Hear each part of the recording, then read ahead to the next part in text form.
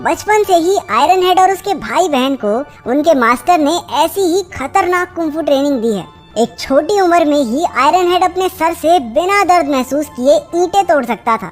उसका भाई आयरन क्रॉच, जिसे हम लोहे के गहनों वाला भी कह सकते हैं, उसने लोहे के डंडे से मार मार कर अपने शरीर के नाजुक इलाकों को पत्थर जैसा बना दिया।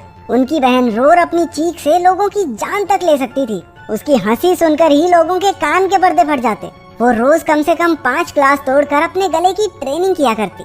उन तीनों को बचपन में तो अपनी काबिलियत के लिए खूब वाहवाही मिली, लेकिन जैसे जैसे वो बूढ़े होते गए लोगों ने उनमें दिलचस्पी लेना बंद कर दिया। वो तीनों लगभग पूरी जिंदगी बेरोजगार ही रहे, जिससे अब आयरन हेड के सर पर लाखों का कर्ज हो चुका था।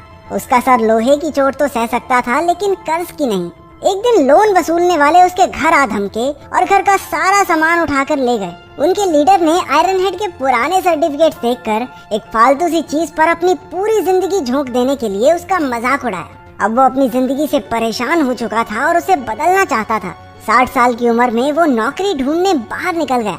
उसने सड़क पर कुछ छोटे मोटे गुंडों को आपस में पैसे बांटते देखा। इतने पैसे देखकर आयरन हेड हैरान रह गया और उसने भी उनके ग्रुप में शामिल होने की ठान ली। वो उनका पीछा करता हुआ उनके अड्डे तक जा पहुंचा।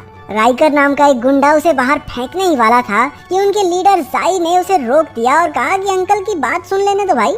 लेकिन जब उसे पता चला कि ये 60 साल का बुढ़ा उनके ग्रुप में शामिल होना चाहता है, तो वो जोर जोर से हंसने लगा। आयरन हेड ने उनसे अपनी ताकत दिखाने का एक मौका मांगा, लेकिन उन्होंने उसे बाहर भगा दिया। रात को आयरन हेड की बेटी उससे मिलने आई, लेकिन वो एक खुददार आदमी था जो अपनी बेटी से पैसे नहीं लेना चाहता था। अगली सुबह उसने फिर से जाई के गुंडों को सड़क पर देखा। वो जानबूझकर उनकी गाड़ी के सामने कूद गया। उन गुंडों ने उसे उठाया और पुलिस के लफड़े से बचने के लिए सीधा अपने अड्डे पर ले गए। उसका जज्बा देखकर आखिरकार जाई भी